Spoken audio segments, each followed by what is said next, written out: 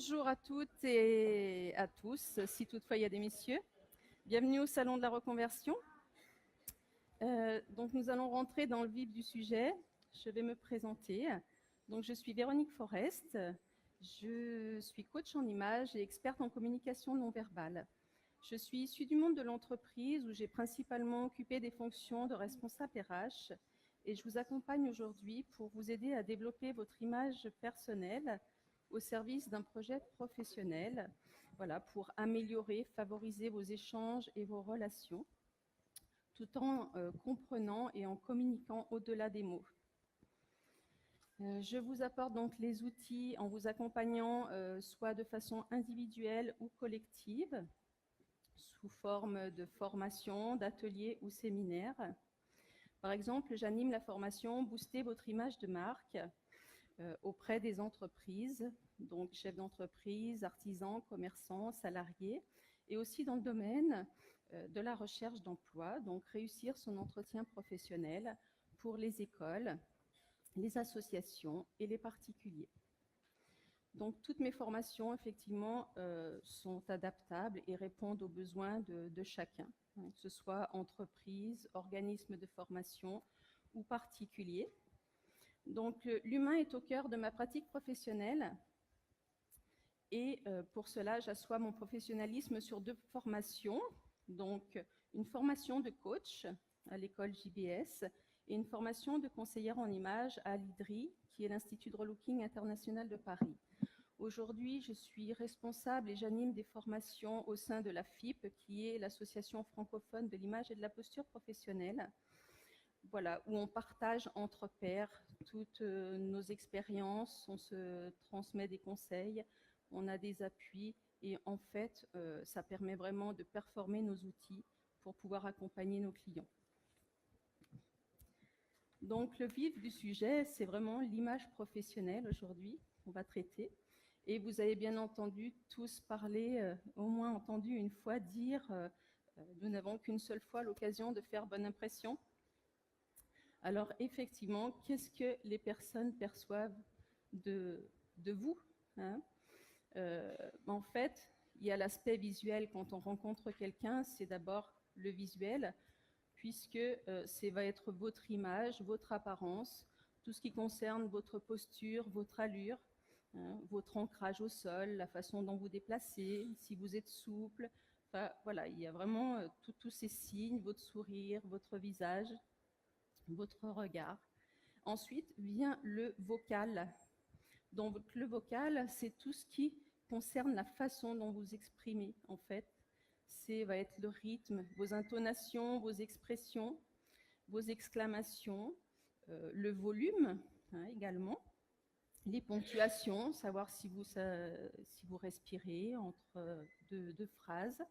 Et vient enfin le verbal, donc qui sont vos mots, votre niveau de langage, vos choix des mots, hein, votre écoute, vos reformulations.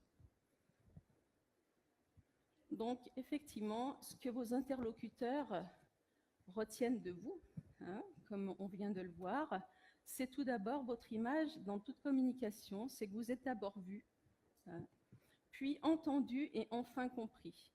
C'est vraiment dans cet ordre-là. D'ailleurs, Alain Merabian, qui est un psychologue américain, avait conçu la règle des 3 V, qui sont le verbal, le vocal et le visuel que je viens de vous citer. Donc vraiment, dans cette communication, l'apparence représente 55% de la communication. Pour que cette communication soit cohérente et efficace, effectivement, il doit y avoir aussi une congruence entre ces 3 vecteurs, puisque vous avez tous, je pense, vécu au moins une fois et reçu 2 messages différents, c'est-à-dire un message verbal et puis un message visuel qui venait contredire et qui vous mettait mal à l'aise voilà, dans cette communication. Entre autres, si par exemple une personne en recrutement, un recruteur vous pose la question et vous dit voilà, est-ce que ça ne vous ennuie pas d'effectuer cette tâche? Et puis que vous lui répondez non, non, ça ne m'ennuie pas du tout. Effectivement, l'interlocuteur va recevoir 2 types de messages. puisque bon, vous paraissez pas vraiment sincère, hein, en agissant, en vous essuyant la commissure des lèvres.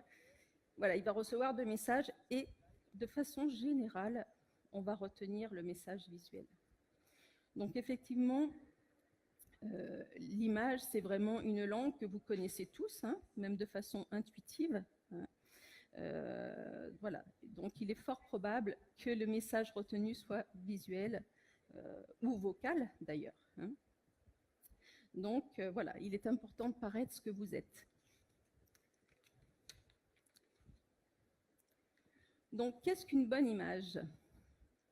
Alors une bonne image, c'est déjà se sentir soi-même, c'est déjà une image juste par rapport à soi, à sa personnalité, par rapport à ses goûts, c'est-à-dire une image qui vient de l'intérieur. Ensuite, donner une image fiable et valorisante. En fait, c'est une image crédible. Voilà, en fait, c'est une image qui va aller vers les autres, hein, en rapport avec les autres, qui va aller vers l'extérieur. Et en fait, c'est savoir se faire reconnaître en tant que bon interlocuteur, un interlocuteur valable. Ensuite, la troisième façon d'avoir une bonne image, c'est aussi savoir adapter sa tenue vestimentaire en fonction de l'objectif visé. On va dire que c'est une image stratégique. Hein. Donc, vous le faites tous. Par exemple, vous n'allez pas, je suis sûre que tout le monde adapte sa tenue en fonction des interlocuteurs qu'il va rencontrer dans la journée ou des situations qu'il va vivre, à savoir si vous allez rencontrer votre banquier, ou bien si vous allez accompagner des enfants dans une sortie scolaire, ou bien aller à un concert de rock, vous allez vous vêtir différemment. Et ensuite, il est important, voilà, d'approprier sa tenue vestimentaire pour avoir de l'aisance dans ses mouvements. Hein. En fait, voilà, c'est une question de bien-être et ne pas être gêné voilà, par une tenue qui va vous gratter ou des souliers tout neufs qui vont vous serrer, vous faire des ampoules. Voilà, il faut que vous soyez vraiment à l'aise. Donc, votre image, effectivement, vous suit tout au long de votre vie et tout au long aussi de votre vie, vous endossez différents rôles. Hein. Donc, il est important de savoir donner une bonne image à vos interlocuteurs, hein, et de transmettre effectivement les bons messages et tout en restant vous-même. Donc, on en vient effectivement au marketing de soi, hein, puisqu'il est important finalement de marketer sa marque personnelle. Aujourd'hui, c'est vrai que l'image prime sur tout le reste, hein, avec les réseaux sociaux. Donc, donner une bonne image de soi est important. C'est vrai que notre image, c'est aussi notre identité sociale, et c'est elle qui va nous permettre de nous distinguer des autres. Par exemple, Jean-François Amadieu, qui est professeur à la Sorbonne, a fait pas mal d'ouvrages, vous pourrez éventuellement voilà, vous les procurer, sur le poids des apparences, la société du paraître. Donc effectivement, il met en exergue aussi toutes ces inégalités, ces discriminations, voilà, et toutes ces souffrances qui sont liées à l'apparence physique également, voilà, de la personne. Donc il est vraiment important de prendre conscience du rôle de votre image, hein, en fait, et d'apprendre à maîtriser ce deuxième langage. Hein. Voilà, donc pour une image stratégique, c'est avoir une image inventive, authentique, cohérente et convaincante de vous-même, hein, en fait, et aussi respectueuse de votre personnalité. Donc en fait, il est important de marketer son image de soi, ça va permettre aussi de se faire reconnaître, hein, et puis être choisi. Par exemple, on connaît tous Julien Doré pour ses extravagances au niveau de sa coiffure, et aussi il est vraiment reconnu pour être un interprète très original. Donc voilà, il est important d'être reconnu aussi au niveau de ses pairs, de ses clients, des personnes que vous avez en face de vous, de tous vos interlocuteurs de façon générale. Donc c'est vraiment avant tout cultiver son unicité. Voilà, c'est parce que la personne qui va vous sélectionner, elle va vous sélectionner par rapport à votre voix, par rapport à votre présence, par rapport à votre charisme, à votre profil, hein, et à vos expressions. Donc pour cela, eh ben, il est important de se connaître. Deuxièmement, se faire connaître pour être enfin reconnu, se faire reconnaître. Donc, on se connaît effectivement en faisant un bilan sur qui on est, hein, en fait, sur ses valeurs, sur ses compétences, hein, sur son positionnement, sur ses produits, ses services. Ensuite, on se fait connaître sur la façon, sur communiquer sur qui on est en fait. Hein. C'est par une identité visuelle qui va être votre logo, votre charte, etc. Et aussi votre identité verbale par rapport au message que vous allez transmettre par rapport voilà, à vous. Donc tout cela pour se rendre visible et se faire reconnaître. Voilà, c'est faire reconnaître une authenticité, une cohérence entre la personne qui est vue et la personne qui est perçue, en fait. Donc, le marketing de soi s'adresse à tout le monde, en fait, hein, que vous soyez chef d'entreprise, salarié, coach, étudiant, entrepreneur, particulier. Voilà, tout, en fait, s'adresse à toute personne qui a un besoin de développer une image, une touche personnelle, en fait, qui va lui permettre de prendre sa juste place. Donc, effectivement, vous devez rester maître de vos messages hein, que vous transmettez, de l'impression, des qualités que vous communiquez auprès des autres. Donc, les bénéfices, en fait, on gagne énormément à faire ce travail sur l'image professionnelle dans la mesure où on va gagner de la confiance en soi, hein, en aisance, en estime de soi, garantir aussi des meilleures relations et faciliter sa communication. Hein. Et tout simplement, donner du sens à sa vie personnelle et professionnelle. Voilà, je vous remercie pour votre attention.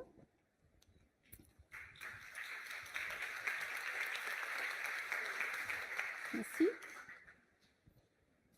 N'hésitez pas à poser des questions, à apporter votre témoignage. Alors en fait, oui, ça ne va pas se passer comme ça pour ma deuxième partie. Pour moi. Je fais participer le public, mais sous une autre forme. Voilà, donc en fait, nous venons de voir une première partie qui était assez théorique, hein, au final. Et là, maintenant, nous allons passer à une deuxième partie qui sera un peu plus ludique et voilà, qui sera plus vivante. Donc, je n'ai pas pu vous poser ces questions, on va dire, au cours de la première partie, mais là, je vais vous faire participer. C'est aussi pour faire prendre conscience voilà, de ce qu'est la communication non verbale, en fait. Donc, là, maintenant, si je fais appel à vos souvenirs, de façon, alors si vous avez une idée précise ou de façon générale, lorsque vous rencontrez une personne pour la première fois et que vous quittez cette personne, voilà, quelle impression il vous reste? Qu'est-ce que vous avez retenu de cette personne? Alors, par exemple, moi dernièrement, j'ai rencontré une personne qui voulait me faire signer un contrat. Et cette personne bougeait beaucoup, parlait très vite. Et du coup, en fait, sa gestuelle, son vocal ne m'a pas mis en confiance, donc je n'ai pas signé son contrat. Voilà. Donc, quelque part, il y avait une incohérence entre ce que j'entendais et ce que je voyais. Donc, voilà, je voulais savoir si parmi vous, vous avez déjà vécu des situations comme ça qui vous ont mis mal à l'aise, ou savoir de façon générale qu'est-ce que vous retenez dans une relation. Donc, je vous laisse la parole. Voilà, si vous avez des témoignages. Alors, je comprends que l'exercice n'est peut-être pas simple, hein, parce que là, il faut faire appel à des souvenirs, mais sinon, voilà, tout simplement, qu'est-ce que vous dit une personne, qu'est-ce que vous retenez d'une personne quand vous la voyez pour la première fois et que vous échangez avec?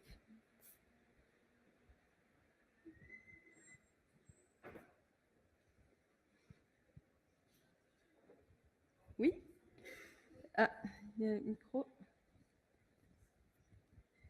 La question, c'est bien qu'est-ce qu'on retient quand on oui, qu'est-ce que vous retenez d'elle? Est-ce que vous retenez ce qu'elle vous a dit? Est-ce que vous retenez la façon dont elle vous l'a dit? Ou bien est-ce que vous retenez plutôt sa présence? Moi, je crois que les premières choses que je regarde et que je retiens sont la sympathie et l'empathie. Mhm. Enfin, vraiment, c'est ce côté de bienveillance chez les gens. Oui. Et vous le voyez par rapport à quoi, ça? Ah, là, c'est clairement le sourire, Oui. la manière ouverte de se tenir Voilà. à quelqu'un. Donc, on est sur l'apparence. Oui. Ah, Ouais. ok. Et du coup, quand vous avez posé la question sur les expériences, j'ai eu, je ne sais pas trop pourquoi, Oui. mais le corps médical, qui en règle générale est assez imposant quand vous allez voir un docteur, et vous êtes un petit peu obligé de croire à tout ce qu'il vous dit. Il y a un peu ce côté un peu très imposant et moins dans l'empathie, même, Oui. contrairement à ce qu'on peut penser. Ok. En tout cas, sympathie et empathie. Oui, très bien, merci.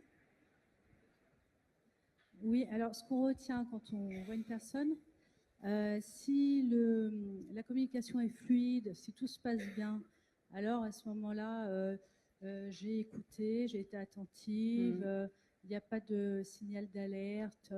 Par contre, à l'inverse, il y a des choses qui me dérangent, je vais mettre l'accent, je vais tenir compte de ce qui m'a dérangé. Si la personne était, comme vous parliez du vocable, respire très vite, a l'air d'être très pressée, speed, je vais retenir voilà, tout ce qui me dérange en elle et c'est ce qui va me donner le feedback pour prendre ma décision et me dire non, stop, j'arrête. Voilà. Donc là encore, on est sur du vocal et de l'apparence. En Voilà. fait, les mots viennent en dernier. En fait. Madame, là-bas.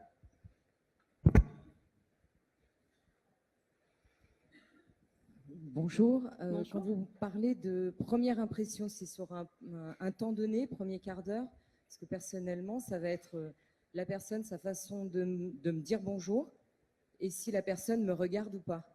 Oui. C'est pour ça que Alors, je voulais une précision. Est-ce que c'est sur... Ça peut être dans les 20 secondes déjà qu'on a jugé quelqu'un. Voilà, c'est pour ça. Moi, c'est plutôt les 20 premières secondes. Voilà. Parce que quand je rencontre quelqu'un, la personne me regarde quand elle me dit bonjour, et est-ce que son bonjour est... Voilà, déjà, anthropologiquement, on est né avec ça, quoi. Je veux dire, on sait déjà intuitivement lire des choses. Donc, on a déjà jugé une personne très rapidement. Merci.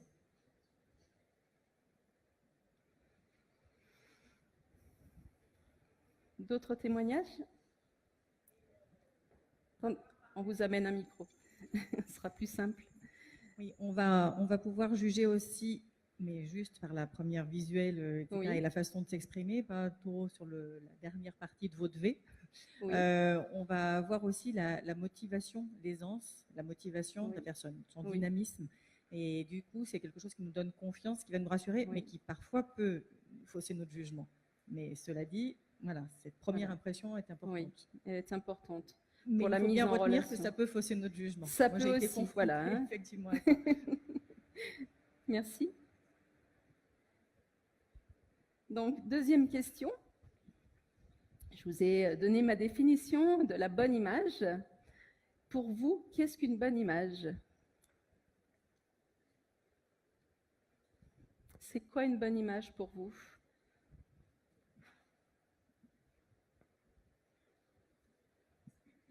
Ce serait une image qui est en cohérence avec la communication, la parole des gens. Oui, donc la congruence, c'est que les messages vocaux et verbaux, enfin verbaux et vocaux et apparence soient en congruence en fait. Hein. Pour que la communication soit efficace, effectivement, il faut que ces trois vecteurs soient cohérents.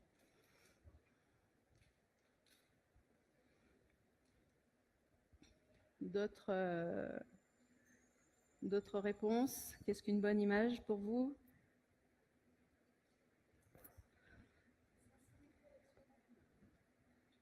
Oui. Voilà, sincérité avec soi-même, voilà, c'est être soi, hein, en fait. Hein. C'est paraître qui on est. Hein, c'est ça.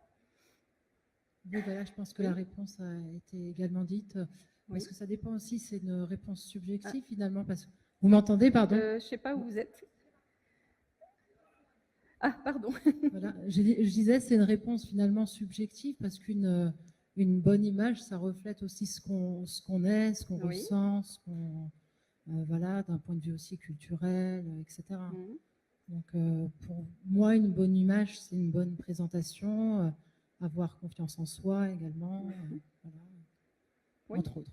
Oui, déjà, être soi-même, avoir une image juste, c'est vraiment, déjà, on dégage des choses par rapport à soi et notre intérieur qui sont vraies et authentiques. Hein. Oui, moi je rajouterais, je parlerais de la croyance en soi. Oui. Pour moi, une bonne image, c'est parce que j'aime pas être dans le jugement, bien sûr, des personnes, mais c'est vrai que ça rejoint la confiance en soi, mais surtout dès qu'on croit en soi, on le sent en face, et tout est cohérent, comme Oui. disait une autre, le verbal, c'est là qu'il y a la cohérence qui s'installe. Oui. Mais si on ne croit pas en soi, c'est l'instabilité qu'on va ressentir.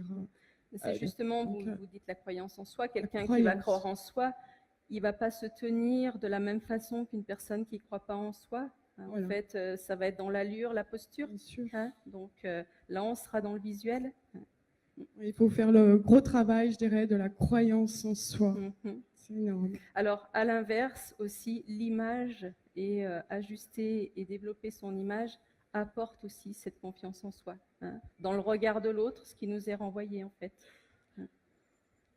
Je vais justement, on va faire un petit exercice. Je vais vous passer quelques images et là, vous allez justement commenter ces photos, puisque là, on n'est pas ni dans le verbal ni dans le vocal. Donc, là, on est vraiment dans le visuel. Donc, ce que je vais vous demander, c'est, d'être dans le jugement, en fait. Hein, la première impression que vous avez cette personne, en fait, dans quel métier l'imaginez-vous travailler? Dans quel domaine? Quelles sont les qualités qu'elle dégage pour vous? Hein, voilà, et si vous avez des idées, quelle impression? Est-ce que c'est voilà, quel métier elle ferait? Je dirais le mannequinat par sa position du corps, par exemple.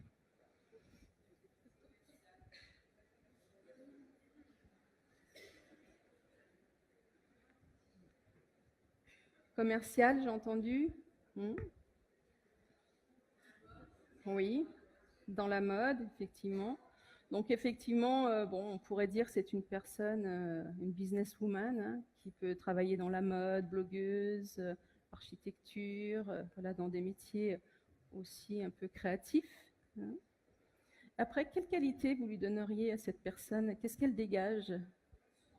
Oui, l'assurance. Mais encore?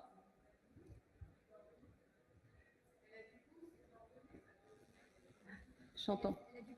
Oui, effectivement. Donc elle est moderne, hein, elle a un vêtement, pantalon fité, très à la mode, donc elle est moderne.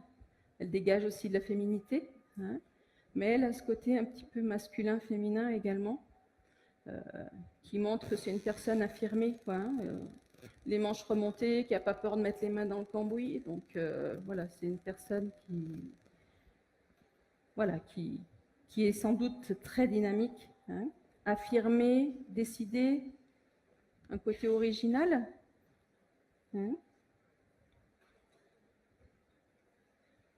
D'autres commentaires par rapport à cette image? Donc nous passons à la deuxième. Donc là, voilà, on a une autre personne. Voilà, on va faire le même exercice.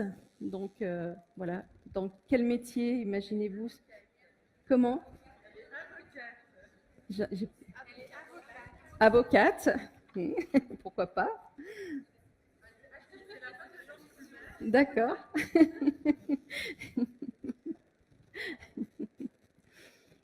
Qu'est-ce qu'elle dégage, cette personne? Rassurante, sophistiquée?